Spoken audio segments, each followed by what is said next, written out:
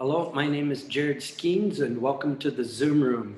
Today I'd like to give an introduction to the Pure Maths 3 video series, and it's all on YouTube. And I'll go over how I divided up the Pure Maths 3 book and also a little bit about what to expect in the videos. So as far as the book goes, I rearranged it a little differently from the textbook that I use. I use a Cambridge authorized math textbook to cover it.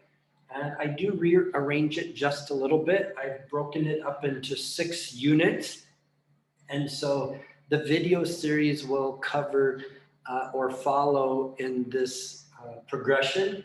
First unit, cover further algebra. So further algebra includes modulus, polynomials, it includes partial fractions, and also binomial expansion. So those 4 topics are in further algebra. Then the second unit is transcendental functions.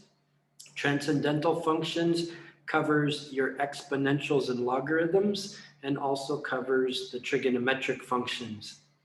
Then in the third unit, cover differentiation. So in differentiation, we look at the product and quotient rule. We look at implicit differentiation and also parametric equations where you find the slope from parametric equations.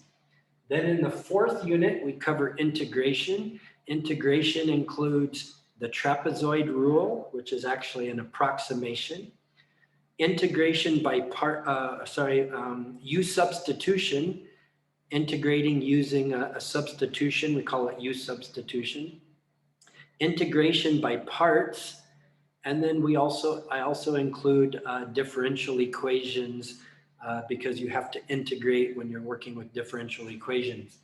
Then in the fifth unit, I've combined iterations and vectors. They're both kind of individual topics, so I just put them together in the same unit. For iterations, the reason why I put it all the way here at the fifth is because the very first part of the question is usually some sort of prerequisite combining of things to get you to that iteration point.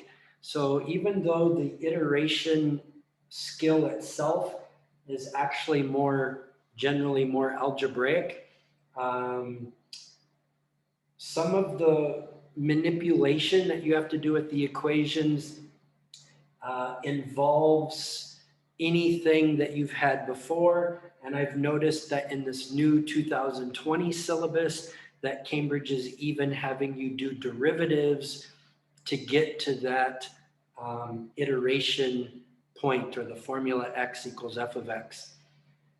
Also with vectors, this is in the new syllabus, took out everything from Pure Maths 1, has put it in here to Pure Maths 3, and it took half of what was in Pure Maths 3, got rid of planes, but we still have your equation of a line, a 3-dimensional line in vectors. Then the last unit that I cover is complex numbers. Of course, complex numbers you have to apply back to algebra. You apply back to your transcendental functions. So I have that as the last unit. Then as far as the videos themselves go, I have a total of 30 content videos. These videos go through these 6 units and all the different subtopics that I mentioned in 30 content videos. There's one introduction video, that's this video, and at this moment of making this introduction video, I currently have 4 past papers completely worked out, and then the video is going through the solutions. One of them is a specimen paper that was for this new 2020 syllabus, and the other 3 are different past papers that came out in 2020. Then in each particular video, I try to go over the concepts. I firmly believe in training the mind before training the skill. And so I try to cover concepts involved, then the skill itself, how to do it. And I also give several examples from the Cambridge past papers specifically on that particular topic. For my students, I provide mental notes that correspond to the video series that they can go through and take some notes while they're watching the videos. I also provide a module which is basically about 4 years of past papers that have been cut up into the individual question types and put together on worksheets. And so, for right now, it would cover like year 17, 18, 19, and 20, year 20. Those questions on worksheets per topic in a module so that the students can work through it and practice it as they go through the video series. So that's just an introduction. I hope that it's helpful for you, at least on how I've organized the material. Feel free to use those videos. They're all on YouTube.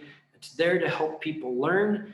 And I hope, again, that it's helpful for you. Thank you for joining me in the Zoom room and hope to see you again in the video series.